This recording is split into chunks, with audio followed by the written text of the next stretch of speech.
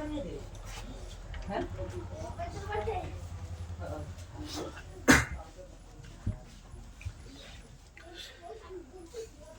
Student, आपका स्वागत है आज के YouTube channel Brain Station R पर, जिसकी गाड़ी चलती है हमेशा सफलता की ओर। जैसे कि कल हम लोगों ने 2011 का पूछे गए वस्तुनिष्ठ प्रश्नों का अभ्यास किया था और कुल 18 प्रश्न आपको देखने को मिला था। हमें उम्मीद है कि कल का जो 18 प्रश्न आपको 2011 में पूछे गए थे आप कंप्लीट कर लिए होंगे। जैसे कि 2-3 प्रश्न हम आपको अभी पूछ रहे हैं, उसका जवाब आप कमेंट में देने का प्रयास करेंगे ताकि हम समझ सके कि हाँ आपने कंप्लीट कर लिया है। जैसे कि पहला कल प्रश्न जो हमने पूछा था कि कार्ल मार्क्स का जन्म कहाँ पर हुआ था। पहला प्रश्न था कार्ल मार्क्स का जन्म कहाँ पर हुआ था। दूसरा प्रश्न हमने पूछा था हिस्ट्री से कि जालियांवाला बाग हत्याकांड कब हुआ था। जालियांवाला बाग हत्याकांड कब हुआ था। तो 2 प्रश्न आपको देखने को मिले थे। फिर आपको अगला प्रश्न देखने को मिला था कि खासकर बिहार का सबसे प्रमुख राष्ट्रीय राजमार्ग कौन सा है। ये 3 प्रश्नों का उत्तर आप कमेंट बॉक्स में दीजिए ताकि हम भी समझ पाए कि आप यहाँ पर रिवीजन कर रहे हैं और पढ़ रहे हैं। आज आप चर्चा करेंगे हम लोग के सामने 2012 में पूछे गए कुल ऑब्जेक्टिव प्रश्न। जैसे कि कल हम लोगों ने 18 प्रश्न देखा था, 2011 में पूछे गए जो 18 प्रश्न आपको सामाजिक अध्ययन से देखने को मिला था। आज हम कुल प्रश्न 19 है, यानी आपको इतिहास से, भूगोल से, अर्थव्यवस्था से, लोकतांत्रिक राजनीतिक से और आपदा प्रबंधन से टोटल 19 प्रश्न पूछे गए हैं। जो 2012 का यह प्रश्न है और 2012 में यह प्रश्न पूछे गए हैं। जैसे कि आज फिर हम शुरू करेंगे या आज का जो अभ्यास होगा हम लोग का, जैसे कि पहले भी हम जानते हैं, कल भी हमने आपको बतलाया था कि हर दिन प्रत्येक दिन आपको एक वर्ष का आपको ऑब्जेक्टिव देखने को मिलेगा और हर सब्जेक्ट का देखने को मिलेगा। जब सामाजिक अध्ययन समाप्त हो जाएगा तो हम हिंदी का भी देखेंगे और संस्कृत का भी देखेंगे। अगर आप मेरे चैनल को अभी तक लाइक और सब्सक्राइब नहीं किए हैं तो तुरंत कर दिए, और एक लाइक तो बनता है आपको यूट्यूब चैनल पर ब्रेन स्टेशन आर को। तो चलिए पहला प्रश्न हम देखते हैं 2012 में, और फिर मन में आपका याद है तो उसको मन में या कमेंट में जाकर उत्तर देने का प्रयास कीजिएगा। पहला प्रश्न आपको दिया है अंकोर वाट का मंदिर कहाँ पर बनवाया गया था। यानी आप पढ़ेंगे, पूछता है अंकोर वाट का मंदिर कहाँ पर बनवाया गया था। पूछेगा अंकोर वाट का मंदिर कहाँ पर बनवाया गया था, तो कंबोडिया में। कहाँ पर बनवाया गया था? कंबोडिया में। कंबोडिया में कौन सा मंदिर बनवाया गया था? आप जाके देखिए कि कंबोडिया में कौन सा मंदिर बनवाया गया था। पता है यह प्रश्न जो है आपको हिंद चीन राष्ट्रवाद से पूछा है 1 नंबर। तो आप याद रखेंगे कि अंकोर वाट का मंदिर कंबोडिया में बनवाया गया था। कहाँ पर बनवाया गया था? कंबोडिया में।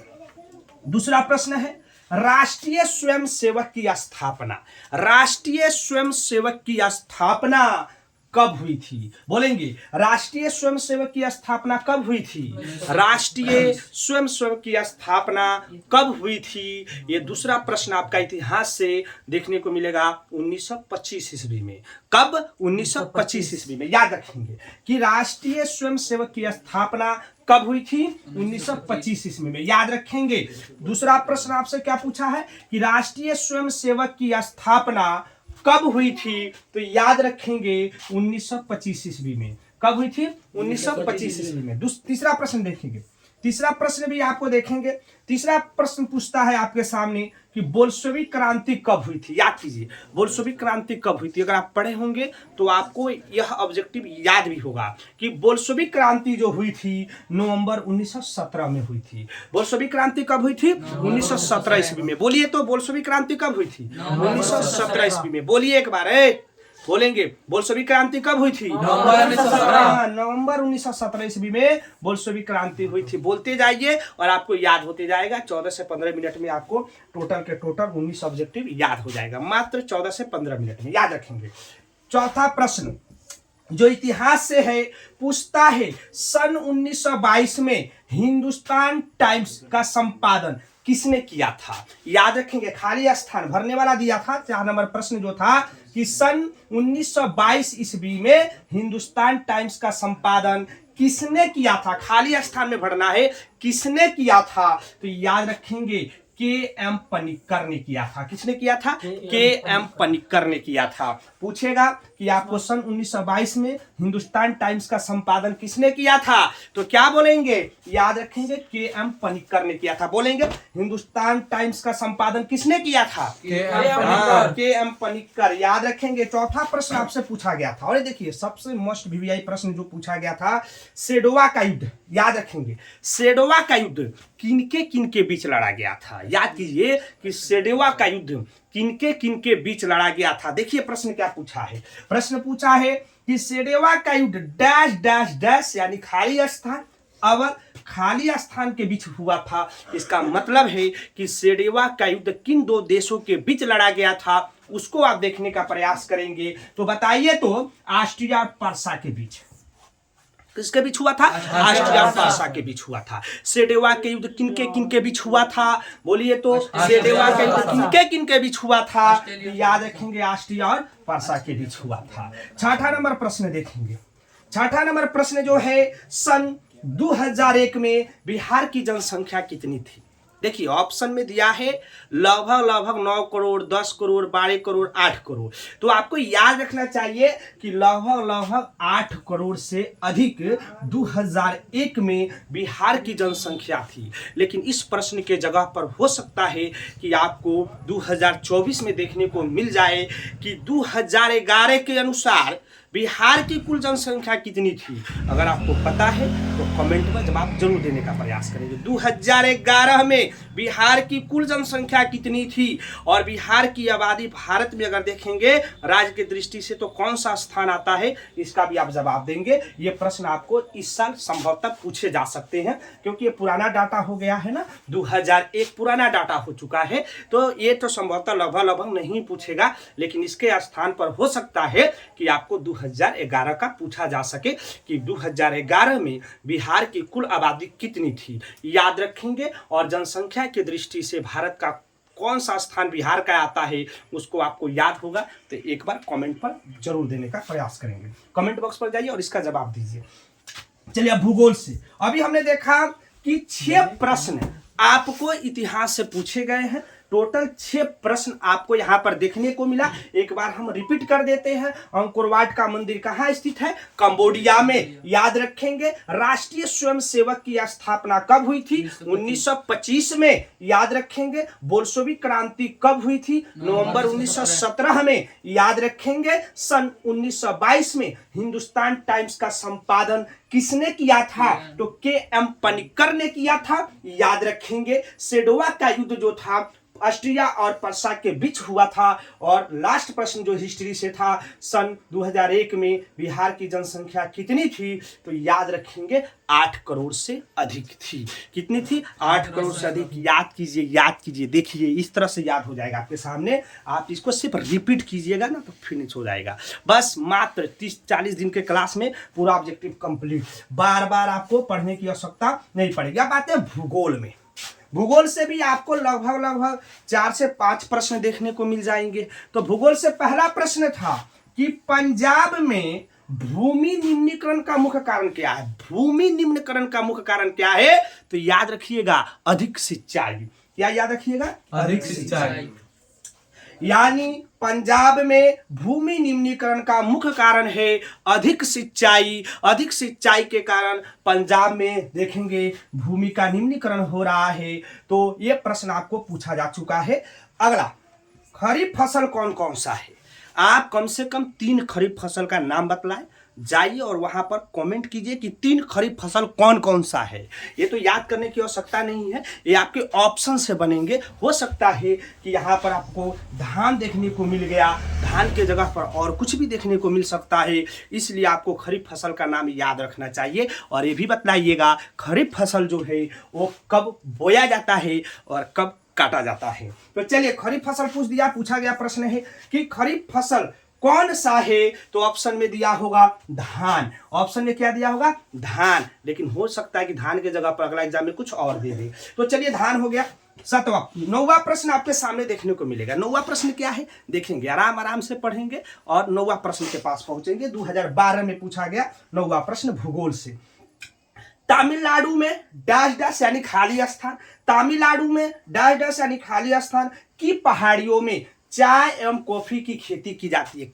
यानी तमिलनाडु की किस पहाड़ियों में चाय और कॉफी की खेती की जाती है? बताइए तो नीलगिरी की पहाड़ियों में। कहाँ की जाती है? नीलगिरी की पहाड़ियों में। आप तमिलनाडु जाइएगा नीलगिरी की पहाड़ियों के पास, तो वहां पर आपको चाय और कॉफी की खेती देखने को मिलेगा। तो आगे चलते हैं 10 नंबर प्रश्न देखिए। पक्की सड़क की लंबाई की दृष्टि से, पक्की सड़क की लंबाई की दृष्टि से आप बताइएगा कि प्रथम स्थान कौन राज्य का आता है? पक्की, देखिए पक्की सड़क की लंबाई की दृष्टि से, लंबाई पूछा है, पक्की सड़क की लंबाई की दृष्टि से पहला स्थान कौन सा राज्य का आता है? तो याद रखेंगे महाराष्ट्र का। किसका आता है? महाराष्ट्र का। अगर पूछ देगा कि पक्की सड़क की लंबाई की दृष्टि से पहला स्थान किस राज्य का आता है? महाराष्ट्र का आता है। अगर घनत्व की दृष्टि से पूछ देगा तो पहला स्थान किसका आता है? अगर आपको पता है तो जाइए कमेंट पर लिख के बताइए कि घनत्व की दृष्टि से पक्की सड़क का पहला स्थान किसका आता है। तो ये आपका 10 नंबर प्रश्न आपको देखने को मिल गया। अब यहाँ से आपको जो प्रश्न मिलेंगे लोकतांत्रिक राजनीति से देखने को मिलेंगे। यानी लोकतांत्रिक राजनीति से भी आपको 4 प्रश्न पूछे गए। कितने प्रश्न? 4 प्रश्न 2012 में पूछे गए हैं। देखेंगे पहला प्रश्न क्या है। पहला प्रश्न है 11 नंबर प्रश्न है कि संघ राज्य की विशेषता क्या है? संघ राज्य की विशेषता क्या है? ऑप्शन में दिया होगा एकहरी शासन व्यवस्था। एकहरी शासन व्यवस्था, इसकी बहुत सारी विशेषताएं हैं। जब आप इसको विस्तार से पढ़े होंगे तो आपको बहुत सारी विशेषताएं पढ़ने को मिला होगा, लेकिन आपको ऑप्शन में यहाँ पर देखने को मिलेगा कि संघ राज्य की विशेषता है एकहरी शासन व्यवस्था। कौन सा शासन व्यवस्था? एकहरी शासन व्यवस्था। याद रखिएगा, बोलिए तो संघ राज्य की विशेषता क्या है? एकहरी शासन व्यवस्था। याद रखिएगा संघ राज्य की विशेषता क्या है? एकहरी शासन व्यवस्था है। और 12 नंबर जो प्रश्न है, 12 नंबर प्रश्न देखिए, बहुत ही महत्वपूर्ण प्रश्न है। पूछता है 15वीं लोकसभा चुनाव से पूर्व, यानी पहले, यानी 15वीं लोकसभा चुनाव से पूर्व लोकसभा में महिलाओं की भागीदारी कितनी थी? 15वीं लोकसभा चुनाव से पहले आप पढ़ेंगे कि लोकसभा में महिलाओं की भागीदारी कितनी थी? बताइए तो 10%। कितने परसेंट? 10%। याद रखेंगे 10%।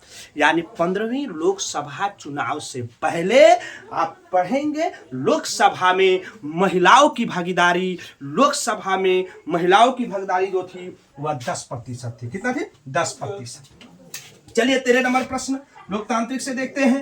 13 नंबर प्रश्न क्या है? न्यायपालिका में, देखिए न्यायपालिका में खाली स्थान डैश डैश के प्रति निष्ठा होनी चाहिए। न्यायपालिका में पूछ दिया कि न्यायपालिका में किसके प्रति निष्ठा होनी चाहिए? किसमें होनी चाहिए? बताइए तो न्यायपालिका में किसके प्रति निष्ठा होनी चाहिए? किसके प्रति निष्ठा होनी चाहिए? बताइए, जल्दी बताइए। न्यायपालिका में किसके प्रति निष्ठा होनी चाहिए? बताइए जल्दी फटाफट। किसके प्रति निष्ठा होनी चाहिए? तो आपको याद रखना चाहिए सत्य के प्रति। किसके प्रति? सत्य के प्रति। सत्य के प्रति न्यायपालिका में निष्ठा होनी चाहिए। याद रखिएगा किसके प्रति? सत्य के प्रति। याद रखेंगे सत्य के प्रति। देखिए कितना ये इजी आपके ऑब्जेक्टिव है। न्यायपालिका में किसके प्रति निष्ठा होनी चाहिए? सत्य के प्रति। कल ही हमने बतलाया था। सिर्फ ये मात्र ऑब्जेक्टिव देखिए 80%, 100%, 80%। यानी आपका समझ लीजिए कि 10,000 फिक्स है।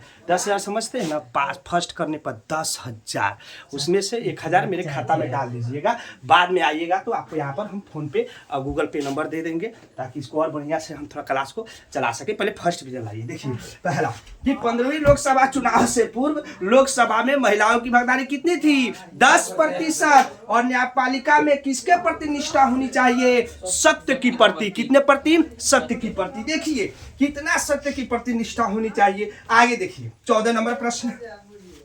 14 नंबर प्रश्न आपके सामने कहता है कि भारतीय संसद में संसद समझते हैं ना? भारतीय संसद क्या होता है? लोकसभा का चुनाव होता है, समझ लीजिए। भारतीय संसद में महिलाओं को खाली प्रतिशत आरक्षण देने की मांग की गई। कितना प्रतिशत? आप पढ़िएगा, आपसे पूछेगा भारतीय संसद में कितना प्रतिशत महिलाओं को आरक्षण देने की बात कही गई है, यानी मांग की गई है, तो याद रखेंगे 33.5%। कितना प्रतिशत?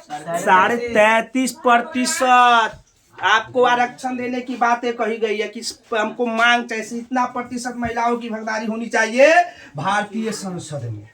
अब आइए अर्थव्यवस्था से। जैसे कि आपको पता है कि अर्थव्यवस्था से भी कुछ प्रश्न आपको देखने को मिलेंगे।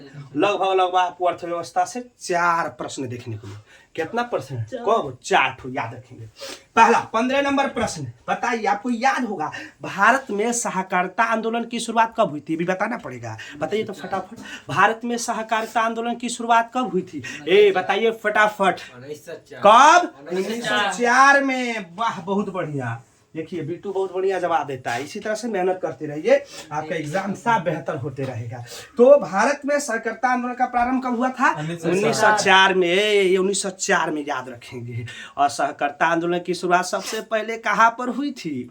इसका जवाब अगर पता है तो कमेंट बॉक्स में जाइए और दीजिए आराम से, याद रखिए। भारत में सहकारिता आंदोलन का प्रारंभ कब हुआ था? 1904 में। देखिए 1904 में हुआ था, भूलिएगा मत। ये प्रश्न दोबारा भी आ सकता है क्योंकि बीबीआई प्रश्न है। उसके बाद भारत की आर्थिक व्यवस्था कैसी है? भारत में आर्थिक व्यवस्था कैसी है बताइए? मिश्रित अर्थव्यवस्था। वाह मृत्युंजय, मिश्रित अर्थव्यवस्था, बहुत बढ़िया। इसी तरह से पढ़ते रहो, थोड़ा क्लास रेगुलर करते रहो, ठीक है? बस यही दिक्कत है, तुम क्लास रेगुलर नहीं करता है, समझ में नहीं आता है तुम खाली एक। ये तो देखिए कितना ये सबसे टॉप प्रश्न इसने जवाब दिया था कि भारत में कैसी अर्थव्यवस्था है, मिश्रित अर्थव्यवस्था। बाकी के समय चुपचाप सुन रहा था कि यार तब पढ़िएगा, आराम से अच्छा हो जाएगा मृत्युंजय, आराम से पढ़िएगा, ठीक है? बढ़िया हो जाएगा। तो भारत की आर्थिक व्यवस्था कैसी होनी चाहिए? मिश्रित अर्थव्यवस्था है। अमेरिका में कैसा है? कमेंट बॉक्स में जाइए। चीन में कैसा है अर्थव्यवस्था? कमेंट बॉक्स में बताइए, आपको पता है कि नहीं। लेकिन भारत में मिश्रित अर्थव्यवस्था है। मिश्रित अर्थव्यवस्था समझते हैं ना, किसे कहते हैं? मिश्रित अर्थव्यवस्था किसे कहते हैं पता है तो उसका उत्तर लिखिए, ठीक है? कि मिश्रित अर्थव्यवस्था। भारत की आर्थिक व्यवस्था कैसी है? मिश्रित अर्थव्यवस्था है। प्रश्न नंबर 16। प्रश्न नंबर 16, विश्व व्यापार संगठन की स्थापना कब हुई थी? विश्व व्यापार संगठन की स्थापना कब हुई थी? कब हुई थी? वह आकाश देखिए, बहुत बढ़िया, बहुत बढ़िया, बहुत बढ़िया। इसी तरह से जवाब देते जाओ और इसी तरह से आराम से। तुम्हारा तो 10,000 पक्का है। 1995 में। कब? 1995 में। बहुत बढ़िया। देखिए लाजवाब प्रश्न आप देते हैं, उत्तर गजब। आपका तो कोई जवाब ही नहीं है। विश्व व्यापार संगठन की स्थापना 1995 में हुआ था। 1995 में क्या हुआ था? विश्व व्यापार संगठन की स्थापना हुई थी। पढ़िए मन लगा के, समय नहीं है, रिवीजन करते जाइए और सेट खूब बनाते जाइए, ठीक है? क्वेश्चन बैंक तो मैं कंप्लीट करा दूंगा, निश्चित है। जितने सारे ऑब्जेक्टिव सब्जेक्टिव सब कंप्लीट, छोटा छोटा वीडियो में मात्र आप देखिएगा, कोई दिक्कत नहीं है। और आराम से कोई टहलने जाइए, चुपचाप देख लीजिए, हो गया कंप्लीट। घूमने जाइए, देख लीजिए, कोनो मेहनत है। लोग कहेगा मोबाइल चला रहा है, मोबाइल चला रहेगा था, पढ़ रहा है। लोगों को पता थोड़े ना पढ़ रहे हैं, ठीक है? लोगों को सोचने दीजिए, रिजल्ट आएगा, लोग कहेगा अरे दादा रे मोबाइल चलाते चलाते पास कर गया, मोबाइल चला रहा था। ये ब्रेन स्टेशन आर पर ऑब्जेक्टिव प्रश्न याद कर रहा था। याद रखेंगे। विश्व व्यापार संगठन की स्थापना कब हुई थी? 1995 ईस्वी में। अब आइए 18 नंबर प्रश्न।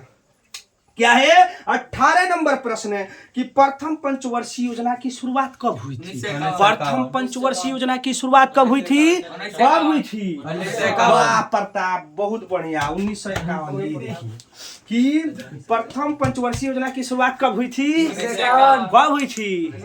वाह बहुत बढ़िया। क्या नाम है तुम्हारा? प्रताप। वाह प्रताप, बहुत बढ़िया, ठीक है? याद रखेंगे। प्रथम पंचवर्षीय योजना की शुरुआत 1951 में हुई थी। 1951 में। याद है कि देख के नहीं ना बोल रहा है ना? चलिए किताब उताब नहीं रखा है, बहुत बढ़िया, बहुत बढ़िया। जवाब देते जाइए, ठीक है? ये 18 प्रश्न कल याद कर लिए हैं और 19 प्रश्न आज याद कर लीजिए। 18 दूनी 36, 37 प्रश्न 2 दिन में कंप्लीट। ऐसे करके 1000 ऑब्जेक्टिव कंप्लीट करना है। कितना? 1004। पढ़ते पढ़ते हंसते हंसते याद रखेंगे। अंतिम प्रश्न देखते हैं। आपदा प्रबंधन से एक प्रश्न आपको दिया गया है। आपदा प्रबंधन से आपको एक प्रश्न दिया गया, पता है एक प्रश्न क्या है? कि मानव शरीर में आग से जलने के स्थिति में जले हुए स्थान पर, यानी मानव के शरीर में जब आग लग जाए तो जले हुए स्थान पर कौन सा प्राथमिक उपचार करना चाहिए? बताइए कौन सा प्राथमिक उपचार करना चाहिए? मानो क्या, मान शरीर में आग लग गया है, ठीक है, और आग लग गया है, बेचारा तड़प रहा है, चिल्ला रहा है, रो रहा है, तो आप प्राथमिक उपचार क्या करिएगा? गर्म पानी डालिएगा? नहीं, ठंडा ठंडा पानी डालिएगा। क्या डालिएगा? ठंडा ठंडा पानी। उससे क्या होगा? थोड़ा सा जलन में थोड़ा सा रिलीफ मिलेगा, लेकिन जलने पर जो स्थिति होता है वही समझता है। तो ठंडा ठंडा पानी डालना चाहिए, ठंडा ठंडा पानी से नहाना चाहिए। नहीं जी, और ठंडी के दिन में कौन नहाता है? कोई नहाता है जी? आप लोग नहाते हैं? हाँ, समझ रहे हैं, ठीक है, शॉर्ट कट नहा के चल देते हैं। तो चलिए, आप आज का क्लास मेरा यहीं खत्म होता है। कल हम पढ़ेंगे जो आपको 2013 में पूछे गए प्रश्न, फिर एक बार हम कंप्लीट करेंगे। जय हिंद।